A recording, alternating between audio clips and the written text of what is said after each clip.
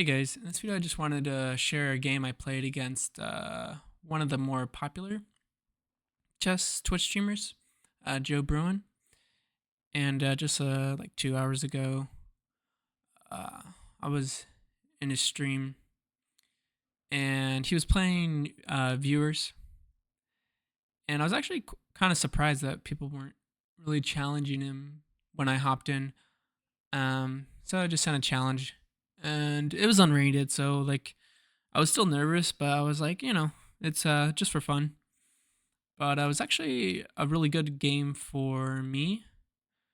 Um, I had a really straightforward plans when I played. Usually, when I'm in the middle game or in the opening, I get into trouble, and that's usually why I either like get on low on time, uh, or make a mistake, and then I'm already down material. Um, so just wanted to go over the game. So let's just get into it. So I've been playing the English quite a bit. Um, Common response is e5 or I think knight of 6. So I just develop the knight, and then um, he chose to bring his dark square bishop out and do this setup. And here, like, whenever I don't know what to do, I just play g3 and just develop the bishop usually. So that's what I did. And then I'm just so like here, sometimes you can go like e4, but I don't really like it. I know there's like d3. It all depends on what pieces, like how they set up or how they combat the English. Sometimes I'll go e4 if I haven't fiend ketoed my bishop, but if it's fiend keto, I'm probably not gonna go e4. I would assume e4 is bad here, but I don't know how bad it is. But it shouldn't be too bad, I wouldn't think. So I just played d3. The idea is just to allow my bishop to mainly go here. So like I don't know. I wonder if like h6 would be like just a good way to make it get a little more difficult for me to like move my pieces around. But he just develops the knight. So I also develop my knight. I know like even though this blocks my bishop, like I can go e3. But like most of the time the knight just goes here anyway. And there's no like pawn e4. That's the main thing because I have the pawn here and the knight covering that square at least at the moment. And like a lot of times when I analyze, like the knight just goes knight f3, so it was all right. Wasn't super accurate, but here I'm just like, okay, so this bishop, I don't want to really go d2. I mean, I could, but like I might as well just trade it off, especially since there's plans of doing a pawn break like this. So all my pawns are gonna be on dark squares, so I might as well just get the knight off, right? And I wasn't really thinking about it, but like once I took, I wonder if like pawn takes would have been interesting, but he takes with the queen. This just allows me to get a free tempo, attack the queen, and I haven't spent too much time. What move are we on? Yeah, move 10. It's like 20 seconds, not too bad. Usually, like sometimes I'll be down like a whole minute. And then I just castle, just trying to make sure I'm not blundering. So I'm just taking my time through the moves. So I just went here. I just want to play b4. Simple ideas. And he stops it, so I just go e3 now. I think, yeah, right. I could have gone e3 right away, but either way, it's fine. It's not a huge difference. But so I went e3, and it's not like I'm better or anything, but I want to go d4, and he doesn't really address it, so I'm just able to go there. And then he took, which The engine wanted bishop a7. So, I mean, I'm trying to think. I mean, it makes sense, like obviously in hindsight, because let's see. Like, I'm not really threatening to take the pawn, right? I only have a pawn and a knight hitting it, and the bishop can just drop back. And obviously, I can't really see that much in the future, so that's why I'm not a high rated. But I guess, like, basically what this allows is, well, it gets another pawn in the center, and I guess it doesn't create another target. I don't know. But it hits the bishop, right? And then I can just bring my rook, which I went b4 here. Oh yeah, it also,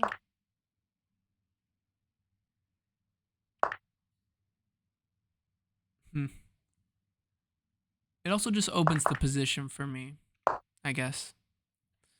So I just went b4. Just I like a lot of pawn breaks because it's kind of like easy to see. Okay, am I losing the pawn? No. Does the pawn make progress? Yes. So again, he took, which not really. I need to kind of look at this a bit more. Let me see. So what was the best move? Just moving the knight, right? Like out of the way from here. And I guess the idea is once he takes, I think the main thing is it like opens the rook. And now this bishop, I guess, is still really bad. And then, so I think it's just mainly development because it's a 2.6, which isn't like super crazy, but it's a winning advantage for sure. So here I was like, I took my time, pretty sure here. I was like, well, I can just attack the bishop. I thought he was just gonna drop back when I attacked it. Just because, like, yeah, my knight is annoying. And in the stream, that's what he said. Like when I looked back at it, like he said it was annoying.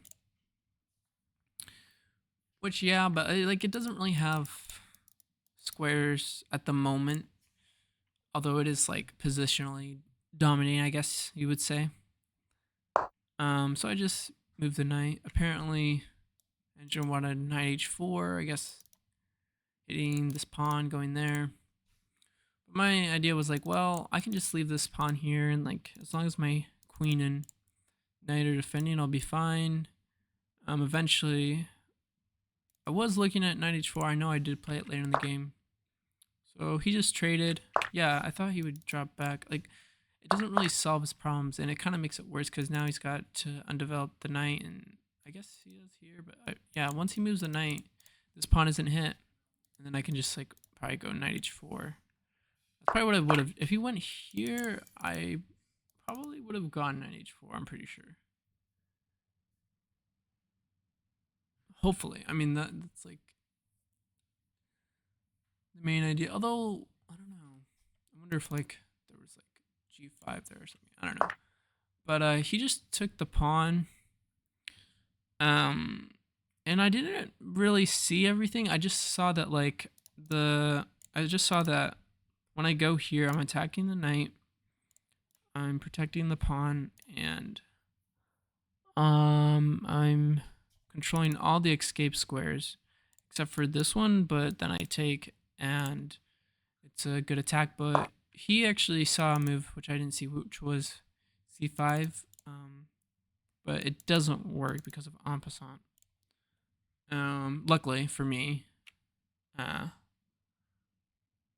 So he just tried to create counterplay with f4.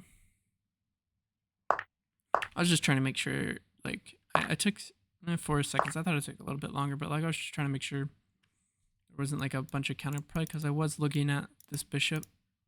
But I mean, obviously, so when he took, I took with the h pawn just so I have less chances of blundering like a discovery or something. Here I was like, how do I break through? So I kind of just stopped for a bit. I was like, well, once I take and queen takes, I was like, well, this rook is controlling, so that's pretty good. So like when I took, right, I did take a little think. I was looking at rook e7, but then I was like, it's not really doing much. I can't really get my queen over. So eventually I played queen b3. I don't really know why the engine wants queen b. Did I say queen b3? I played queen b5. I'm not really sure why the engine really wanted queen b3. It doesn't really make sense to me. I guess what it does is prevent the queen from getting in, right? And then I guess I can just slide my queen over here. And obviously this bishop is still out of the game. And then I eventually probably could get an attack. But this one was pretty much, like, they're both pretty much the same. Like, the difference from what I saw in the engine wasn't that big. So I would still play this because it's just easier. But this does allow the queen, but I was like, okay, so I just can't blend into this. I didn't even look at this, but I wonder if this was a pretty good move as well. But I just kept things simple, and I just pinned the rook to the king, so he's going to have to trade. Or, just give a check, maybe do something. I wonder if check and takes would have been interesting. But he traded. And then it was pretty straightforward. I just brought my knight out. It's funny because when I was analyzing, the engine was recommending a like forced checkmate, like check and then takes, and then I believe bishop e4, and then obviously the pawn's pushed, and then you can take with the bishop or queen, yeah, and you'll get a checkmate. So the game could have been ended right there, but I didn't spot that. I was up on clock, which made things a lot easier. He was talking to chat and looking at another viewer, I think, like their profile. So I got a clock advantage, which made things extremely like easy for me. So there wasn't really a chance of being flagged. Thankfully, I did not want to mess this up. Like when I played this, I was just making sure there's no checks and there's really nothing. So, and I'm threatening this again. But like, yeah, this is a check, so this would have been more direct. But I didn't want to sacrifice, so I just wanted to keep things simple. And then here, he sacked the queen. And yeah, if he pushes the pawn, it's checkmate. I didn't even really see the checkmate. I just knew like this was good for me. Like obviously I'm going to be able to take with the bishop or queen and figure it out from there. But he just took. And then here I was just trying to not sell the game, just trying to play fast. So I just gave a check and brought my queen here. Yeah, I wasn't really thinking too much of these moves. I'm just trying to move quick. Brought my knight over. He's defending with the bishop, but like here I probably should have just kept gobbling.